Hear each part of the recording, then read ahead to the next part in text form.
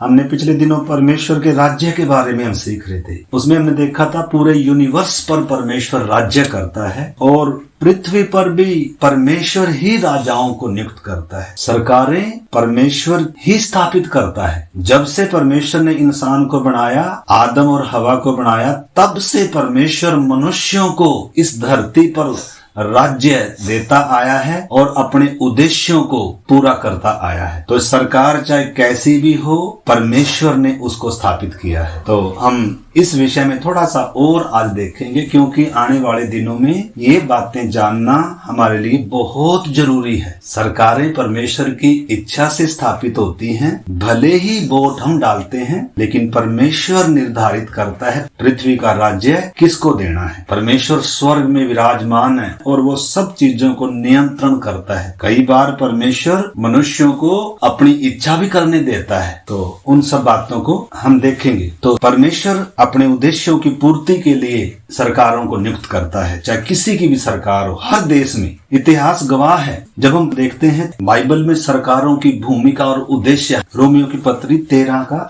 1 वचन, फिर हम आगे चलेंगे। सरकार के प्रति हमारा जो कर्तव्य है, परमेश्वर कैसे देखता है। 13 अध्याय का 1 आयत, हर एक व्यक्ति शासकीय अधिकारियों के अधीन रहे, क्योंकि कोई अधिकार ऐसा नहीं जो परमेश्वर की ओर से न हो, और जो अधिकार हैं वे परमेश्वर के ठहराए हुए हैं। विश्वासी भाई बहन, हम कलीसिया जितने भी हैं, तो विश्वास करके उसके प्रभु के पीछे चलने वाले लोगों के लिए आदेश है बाइबल का कि हर एक विश्वासी शासकीय अधिकारियों के अधीन में रहे, उनकी आज्ञा माने, उनके कानूनों का पालन करे, क्योंकि कोई भी अधिकार ऐसा नहीं है जो परमेश्वर की ओर से न हो, और जो अधिकार हैं वे परमेश्वर के ठहराए हुए हैं। इसलिए जो कोई अधिकार का विरोध करता है वह परमेश्वर की विधि का सामना करता है और सामना करने वाले दंड पाएंगे। हम हर एक विश्वासी भाई बहनों ने इस बात को समझना है। आप मेरे साथ निकालें दानियल की किताब 2 अध्याय। परमेश्वर कैसे इतिहास में साम्राज्यों को स्थापित करता आया, परमेश्वर कैसे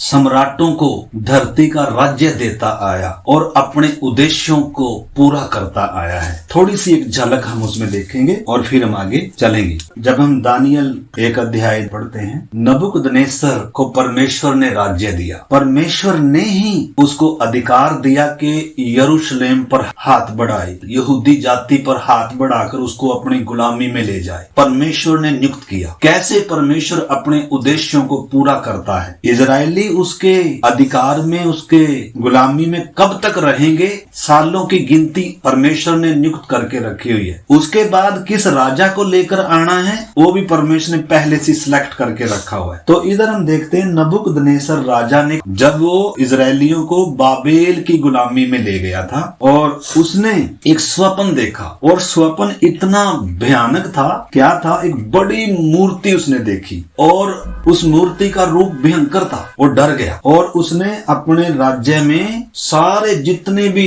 पंडित थे, जितने भी ज्योतिषी थे, जितने भी भावी बताने वाले थे, सबको अपने सामने इकट्ठा होने के लिए आदेश दिया और सबको कहा कि जो स्वप्न मैंने देखा है उसका अर्थ मुझे बताओ। परंतु जितने भी पंडित थे उस समय, जितने भी ज्योतिषी हैं, सबको बुलाया गया उसके सामने, लेकिन किसी ने भी उस भेद को, उस मूर्ति का, उसका अर्थ क्या है, कोई भी उसको बता नहीं सका। उसकी चाबी परमेश्वर के पास ही है। इस बात को प्रार्थना के साथ हमने समझना है। आज भले सरकार किसी की भी है हमारे क्षेत्र में, परमेश्वर ने नियुक्त किया है उसको, परमेश्वर का उद्देश्य पूरा होगा। हमारा सरकार के प्रति नजरिया कैसा होना चाहिए, उस बात को हमने समझना है। सरकार कैसे कैसे कानून लेकर आ रही है, तो उस समय हमें कैसे सरकार में हमने अपनी भूमिका को अदा करना है, हर एक विश्वासी ने। तो इधर हम देखते हैं, कोई भी उसके अर्थ को बता नहीं पाया। स्वप्न का अर्थ क्या था, कोई नहीं बता पाया। फिर उसने क्या किया, सबको मार देने का उसने आदेश दिया। 2 अध्याय का 10 से मैं पढ़ता हूँ। कसदियों ने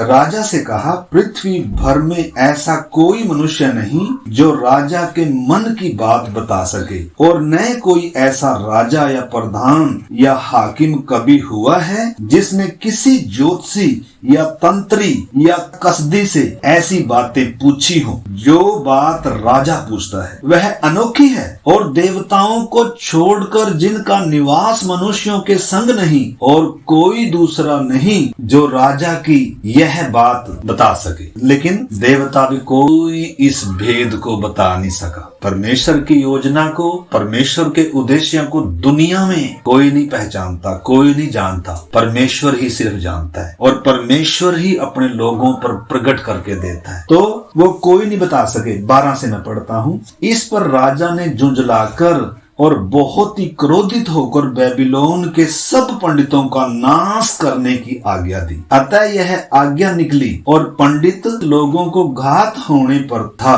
और लोग दानियल और उसके साथियों को ढूंढ रहे थे कि वे भी घात किए जाएं। उस समय दानियल, सद्रक, मेशक, अबेदनगो राजा के दरबार में काम करते हैं। राजा नबूकदनेस्सर के दरबार में कौन काम कर रहे हैं? यहूदी लड़के काम कर रहे हैं। देखो परमेश्वर की योजना, परमेश्वर कैसे अपनी मर्जी को, अपने उद्देश्यों को पूरा करता है और राजाओं का उपयोग करता है। हमें इस बात को समझना है। आज वर्तमान सरकारों को परमेश्वर अपने उद्देश्यों के लिए इस्तेमाल करेगा, उपयोग करेगा, तो हमें सर्वोच्च परमेश्वर है उसको सम्मान देना है। तो इधर जब हम देखते हैं, सबको पंडितों को मार देने की आज्ञा नबूकदनेस्सर ने पास करा दी। बोले सबको मार दिया जाए और दानियल और को भी ढूंढ रहे थे। तो फिर क्या घटना घटी? 14 से। तब दानियल ने अंगरक्षकों के प्रधान अर्योक से, जो बेबीलोन के पंडितों को घात करने के लिए निकला था, सोच विचार कर और बुद्धिमानी के साथ कहा और राजा के हाकिम अर्योक से पूछने लगा, यह आज्ञा राजा की ओर से ऐसी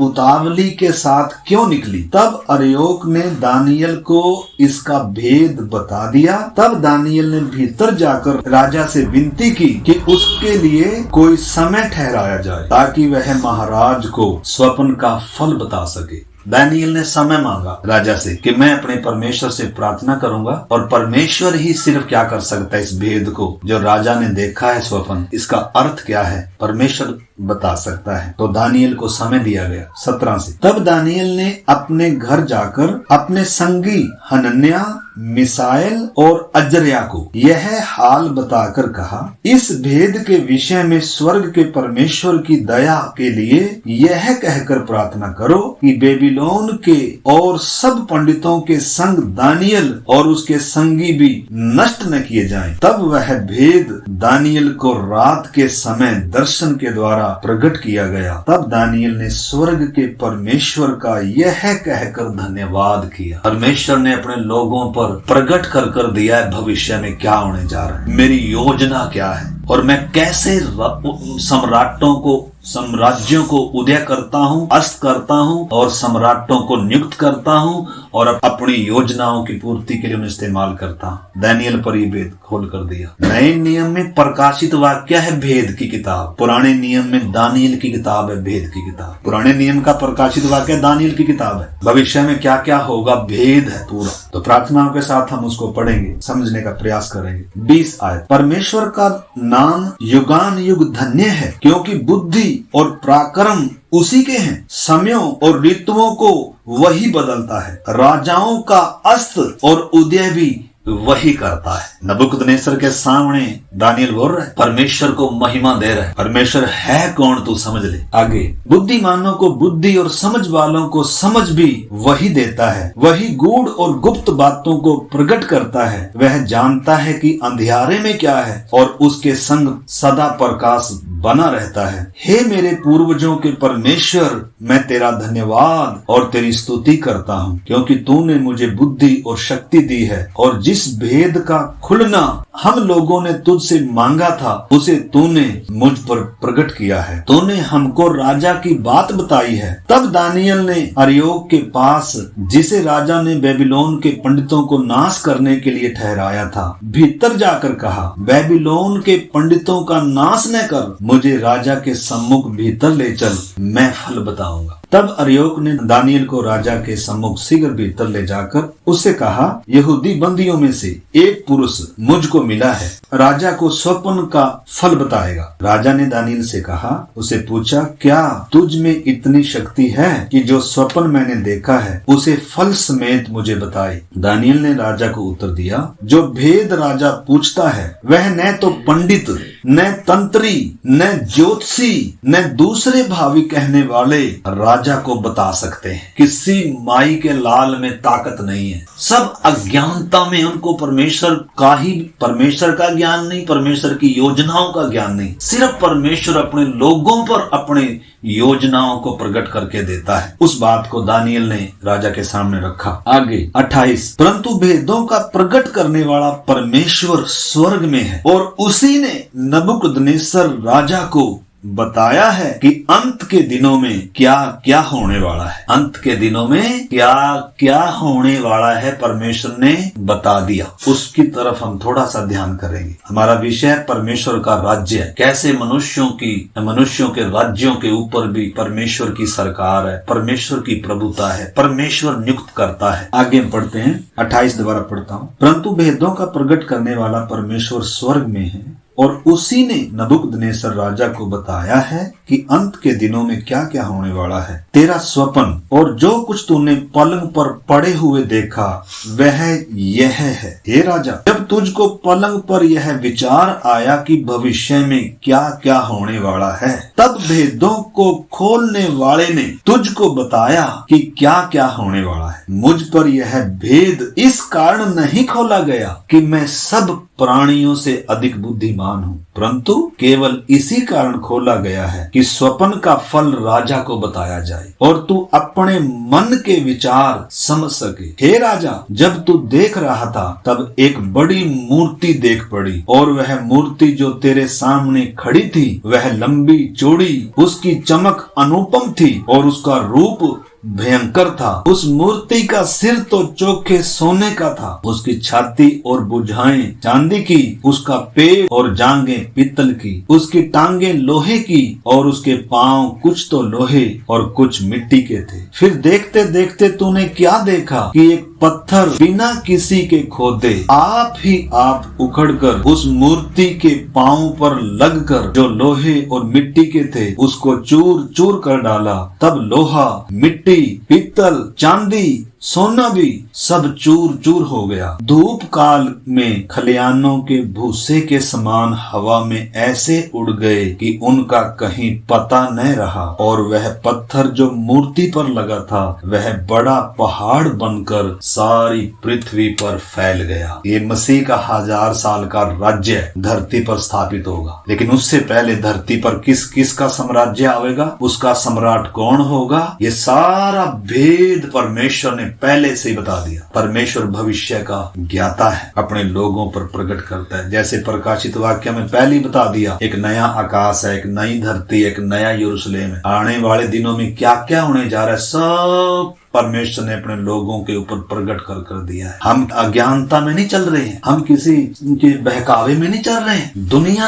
अंधकार में टटोल रही है, उनको मालूम नहीं हमारा भविष्य क्या है, उनको मालूम नहीं है परमेश्वर कौन है, परमेश्वर की इच्छा क्या है। लेकिन हम धन्यवाद करते हैं, परमेश्वर ने हम पर अपनी योजना को, अपने उद्देश्य को, अपने गुप्त भेदों को प्रकट कर दिया है। हम कितने धन्य लोग हैं। आगे जब हम पढ़ते हैं 36, स्वप्न तो यूं ही हुआ और अब हम उसका फल राजा को समझा देते हैं। हे राजा, तू तो महाराज दिराज है, क्योंकि स्वर्ग के परमेश्वर ने तुझको राज्य, सामर्थ और शक्ति और महिमा दी है। किसने दी है? स्वर्ग के परमेश्वर ने। हे राजा, तुझे ये सब कुछ दिया है। 38, और जहाँ कहीं मनुष्य पाए जाते हैं वहाँ उसने उन सबों को और मैदान के जीव जंतु और आकाश के पक्षी भी तेरे वश में कर दिए हैं और तुझको उन सब का अधिकारी ठहराया है और सोने का सिर तू ही है। वो जो मूर्ति परमेश्वर ने दिखाई थी, उस मूर्ति में छिपे हुआ है पूरी पृथ्वी का साम्राज्य। परमेश्वर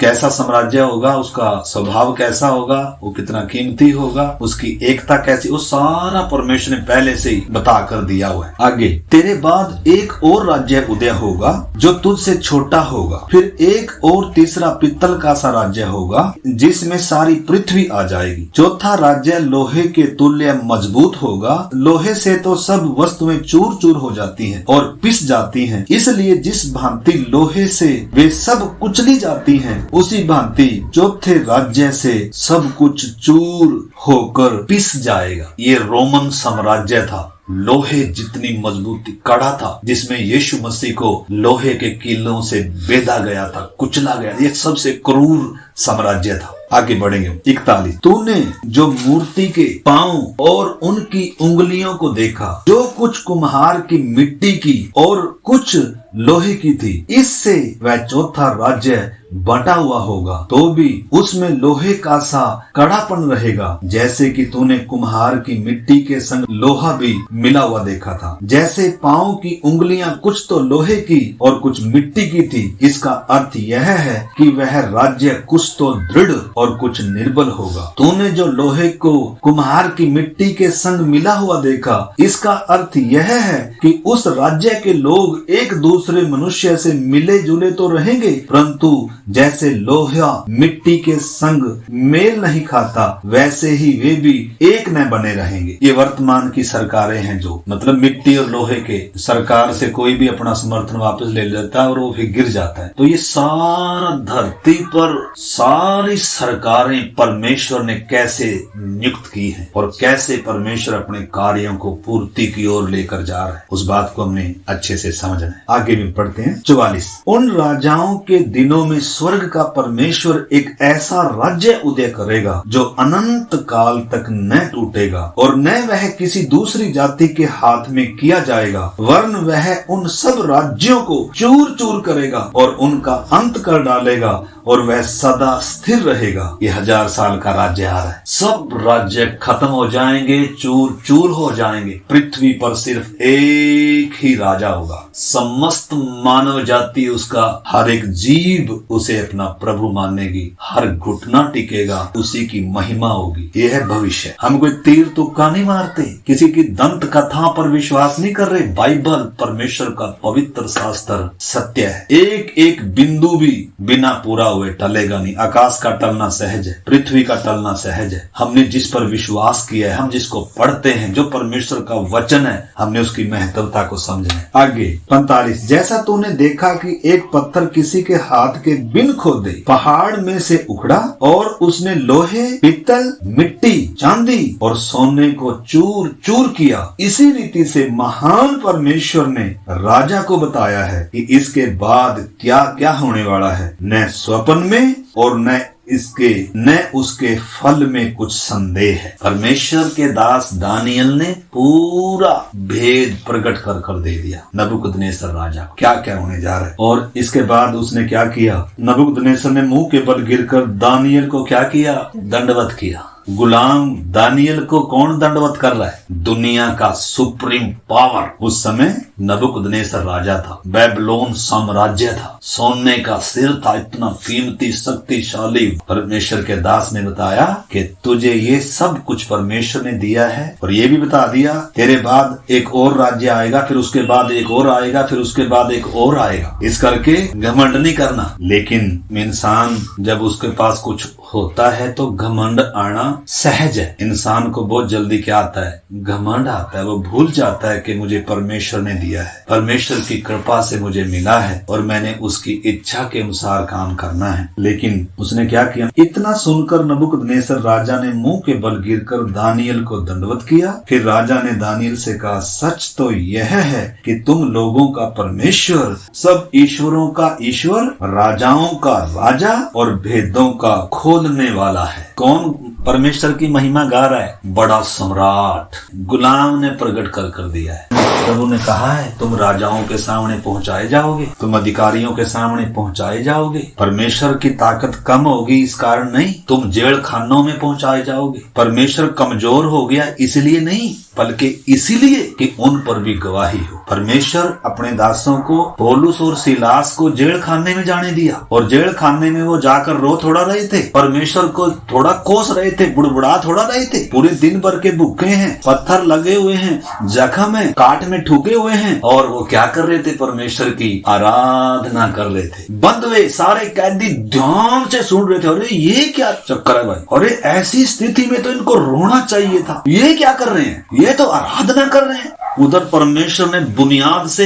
जेल खाने को हिला दिया, और बंद हुए सारे क्या हुए? सब उनकी जंजीरें टूट गई, और दरोगा भी घुटनों पर आ गया और कांपते हुए क्या करने लगा? अपने आप को मारने के लिए चला। पुलिस ने रोका, भाई रुक जा, अपने आप को कुछ हानि नहीं दे, तेरे सारे कैदी भी इधर ही हैं और हम भी इधर ही हैं, हम भागने वाले नहीं हैं। और ध्यान से क्या कर ले तो इस बात को समझ ले। दरोगा घुटनों के पल गिर गया, कांप गया, डर गया, कह रहा हे सज्जनों, मैं उद्धार पाने के लिए, मैं अपने पापों की माफी के लिए क्या करूं? कह रहा यीशु मसीह के नाम पर क्या कर, घुटना टेक कर विश्वास कर, अंगीकार कर, बपतिस्मा। उसी रात दरोगा ने उद्धार पाया। कैदियों ने जो उसके गुलाम थे रो थोड़ा रहे थे वहां। उद्धार कितनी बड़ी चीज है। दरोगा को ये डर नहीं आया कैसर को सुबह पता चलेगा वो मुझे क्रूस पर चढ़ा देगा, क्योंकि तो दरोगा है। पौलुस सिलास कैद में थे और दरोगा उनके ऊपर अधिकारी है, लेकिन दरोगा के ऊपर भी तो सरकार थी, लेकिन वो डरा नहीं, मुझे क्रूस मिलेगा, मुझे क्या नाम है इसका, हेरोदेस जो भी उस समय का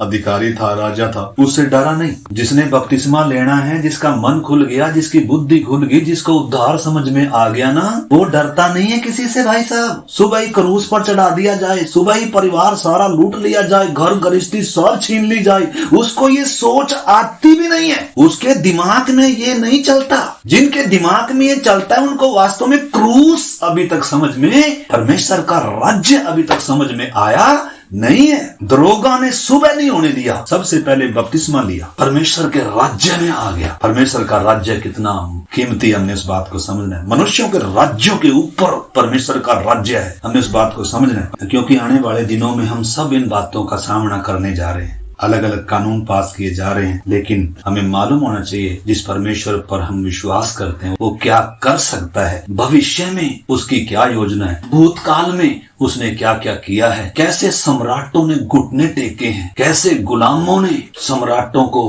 परमेश्वर की महिमा कराई है। तो इस करके वो बातें जानना जरूरी था। तो पहला पत्रस और 2 अध्याय 13 से, प्रभु के लिए मनुष्यों के ठहराए हुए हर एक प्रबंध के अधीन रहो। प्रभु के लिए आज्ञा दे रहा है पत्रस, विश्वासियों को पत्री लिख रहा है, जैसे रोमियो की पत्री पौलुस ने लिखी कलीसियाओं को, कि परमेश्वर के ठहराए हुए सब अधिकारों को आदर करो, आज्ञा मानो, अधीन रहो, क्योंकि परमेश्वर के सेवक हैं। परमेश्वर ने राज्यों को नियुक्त किया है, अधिकारों को परमेश्वर ने ठहराया है। इधर पत्रस भी वही बात कह रहा है, प्रभु के लिए मनुष्यों के ठहराए हुए हर एक प्रबंध के अधीन रहो, राजा के इसलिए कि वह सब पर प्रधान है, और हाकिमों के क्योंकि वे कुकर्मियों को दंड देने और सुकर्मियों की प्रशंसा करने के लिए भेजे हुए हैं या परमेश्वर के नियुक्त किए हुए हैं। क्योंकि परमेश्वर की इच्छा यह है कि तुम भले काम करने के द्वारा निर्बुद्धि लोगों की अज्ञानता की बातों को बंद कर दो। अपने आप को स्वतंत्र जानो, पर अपनी इस स्वतंत्रता को बुराई के लिए आड़ न बनाओ, परंतु अपने आप को परमेश्वर के दास समझकर चलो। सबका आदर करो, भाइयों से प्रेम रखो, परमेश्वर से डरो और राजा का सम्मान करो। और आगे मसीह हमारा आदर्श है कर आगे वो अपना विषय जारी रखे हुए पत्रस, मसीह ने कैसे नमूना दिया। मसीह हमारा आदर्श है, उसने सरकारों का सामना नहीं किया। उसने कहा जो कैसर का है वो कैसर को दो, जो परमेश्वर का है वो परमेश्वर को दो। जब पिलातुस यीशु को बोल रहा था मुझे तुझे छोड़ देने का भी अधिकार है और तुझे कैद करने का भी अधिकार है, क्रूस देने का भी अधिकार है, यीशु ने क्या कहा, परमेश्वर ने तुझे ये अधिकार दिया है, इसलिए तूने मुझ पर हाथ डाला है। तो हमने समझना है परमेश्वर का काम, और नहीं तो हम फिर निराश हो जाएंगे, उदास हो जाएंगे, परेशान हो जाएंगे। तो इन बातों को मैं सुना, कलीसिया को, विश्वासियों को पत्री लिखी जा रही है, आज्ञाएं दी जा रही है, सरकार के कानूनों का पालन करना है। हमारी जिम्मेदारी क्या है, हमने टैक्स देना है, हमने यातायात के नियमों का पालन करना है, हमारे भी सारे डॉक्यूमेंट होने हैं, चाहे लाइसेंस हो, चाहे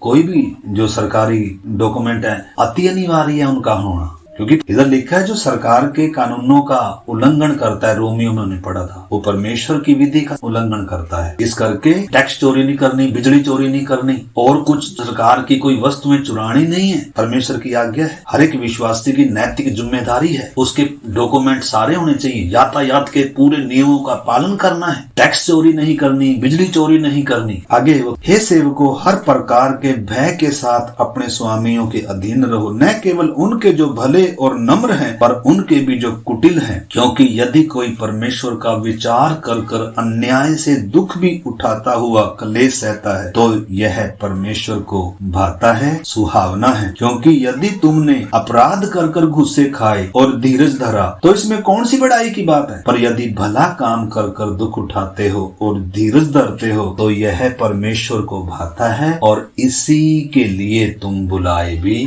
गए। इसी के लिए हम बुलाए गए। यही है परमेश्वर की योजना, यही है हमारी बुलाहट। धरती पर परमेश्वर की मर्जी हमारे जीवनों से उन्हें पूरा करना, और तुम इसी के लिए बुलाए भी गए हो, क्योंकि मसीह भी तुम्हारे लिए दुख उठाकर तुम्हें एक आदर्श दे गया कि तुम भी उसके पद चिन्हों पर चलो। न तो उसने पाप किया और न उसके मुंह से कोई छल की बात कभी निकली। वह गाली सुनकर गाली नहीं देता था और दुख उठाकर किसी को धमकी नहीं देता था, पर अपने आप को सच्चे न्यायी के हाथों में सौंप देता था। परमेश्वर का दास पौलुस पत्री लिखते समय तीतुस को पत्री लिख रहा है, और क्या कह रहा है? 2:9 से मैं पढ़ता हूँ। दासों को समझा, जो मतलब सरकारी मुलाजिम हो या जो नौकरी कर रहे हैं, उनको समझा। क्या समझा? अपने अपने स्वामी के अधीन रहें और सब बातों में उन्हें प्रसन्न रखें और उलटकर जवाब न दें, चोरी चलाकी न करें। जैसे मैंने बताया बिजली चोरी है, टैक्स चोरी है, इन बातों को हम सब ने जरूरी समझना है। लेकिन चोरी चलाकी न करे, पर सब प्रकार से पूरे विश्वासी निकले कि वे सब बातों में हमारे उद्धारकर्ता परमेश्वर के उपदेश की शोभा बढ़ाएं, क्योंकि परमेश्वर का वह अनुग्रह प्रकट है जो सब मनुष्यों के उद्धार का कारण है, और हमें चेतावनी देता है कि हम अभक्ति और सांसारिक अभिलाषाओं से मन फेर कर इस युग में संयम और धर्म के साथ भक्ति से जीवन बिताएं, और उस धन्य आशा की अर्थात अपने महान परमेश्वर और उद्धारकर्ता यीशु मसीह की महिमा के प्रकट होने की बाट जोहते रहें, जिसने अपने आप को हमारे लिए दे दिया कि हमें हर प्रकार के अधर्म से छुड़ा ले, हर प्रकार की बुराई से, अधर्म से, पाप से, गुनाह से हमें छुड़ा ले, इसीलिए वो बलिदान हुआ। और आगे लिखा है, और शुद्ध कर कर अपने लिए एक ऐसी जाति बना ले जो भले भले काम करने में सरगर्म, एक ऐसी प्रजा परमेश्वर चाहता है। पुराने नियम में इजरायलियों को चुना था, नए नियम में कलीसिया है जिसमें परमेश्वर वास करता है, जिसमें परमेश्वर का राज्य है। उस बात को हमने समझना है। पूरे अधिकार के साथ ये बातें कह और समझा और सिखाता रहे, कोई तुझे तुच्छ न जानने पाए। लोगों को शुद्धि दिला कि हाकिमों और अधिकारियों के अधीन रहें और उनकी आज्ञा माने और हर एक अच्छे काम के लिए तैयार रहें। किसी को बदनाम न करें, झगड़ालू न हो, पर कोमल स्वभाव के हों और सब मनुष्यों के साथ बड़ी नम्रता के साथ रहें, क्योंकि परमेश्वर मसीहत की शोभा बढ़ती है, मतलब उसकी खुशबू फैलती है, परमेश्वर के राज्य की सुगंध फैलती है। ऐसे भले घाटा सहना पड़ रहा हो, भले दुख सहना पड़ रहा हो, लेकिन जो प्रभु का विचार कर कर दुख भी सह रहा है, घाटा भी सह रहा है, ये परमेश्वर को भाता है, परमेश्वर को अच्छा लगता है। परमेश्वर की ये योजना है मेरे प्यारे भाई बहन। कई बार हम लाभ देख लेते हैं, कई बार हम थोड़ा सा क्या कर लेते हैं,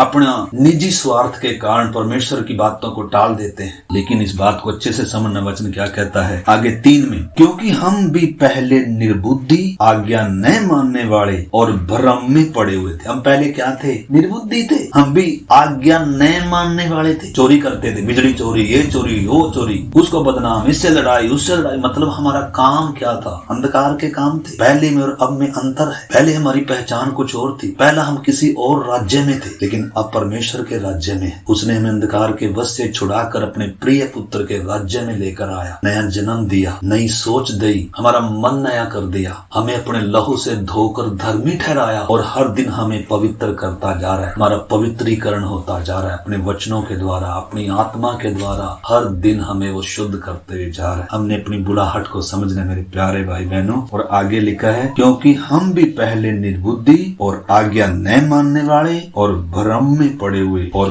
विभिन्न प्रकार की अभिलाषाओं और सुख विलास के दास्तों में थे और वैर भाव और डाह करने में जीवन व्यतीत करते थे और घृणित थे और एक दूसरे से बैर रखते थे। पर जब हमारे उद्धारकर्ता परमेश्वर की कृपा और मनुष्यों पर उसका प्रेम प्रकट हुआ तो उसने हमारा उद्धार किया, और यह हमारे धर्म के कामों के अनुसार नहीं जो हमने आप किए, पर अपनी दया के अनुसार नए जन्म के स्नान और पवित्र आत्मा के हमें नए बनाने के द्वारा हुआ। सरकार के प्रति एक विश्वासी का, मसीहत का, कलीसिया का एक कर्तव्य है, क्योंकि परमेश्वर ने उसको स्थापित किया है। सरकार के कानूनों का पालन करना हमारा कर्तव्य है। उन बातों को हम समझेंगे। आइए हम सब प्रार्थना करते हैं। हालेलुया। प्रभु धन्यवाद, आप पृथ्वी पर राज्यों को उदय करते हैं, उनका अस्त करते हैं, सरकारें आप नियुक्त करते हैं प्रभु, ताकि आपकी मर्जी पृथ्वी भर में पूरी हो जाए। सब बातों को हम पहचानने के लिए अनुग्रह दें, सहायता करें। अपने जीवनों को हम आपके हाथ में सौंपते हैं प्रभु। धन्यवाद हो, इन वचनों को और भी हम एक एक को खोल कर दें पिता। सारा आदर, सारी महिमा हम आपको देते हैं। प्रार्थना को हमारे उद्धार करता प्रभु यीशु मसीह के नाम से मांगते हैं, आमीन।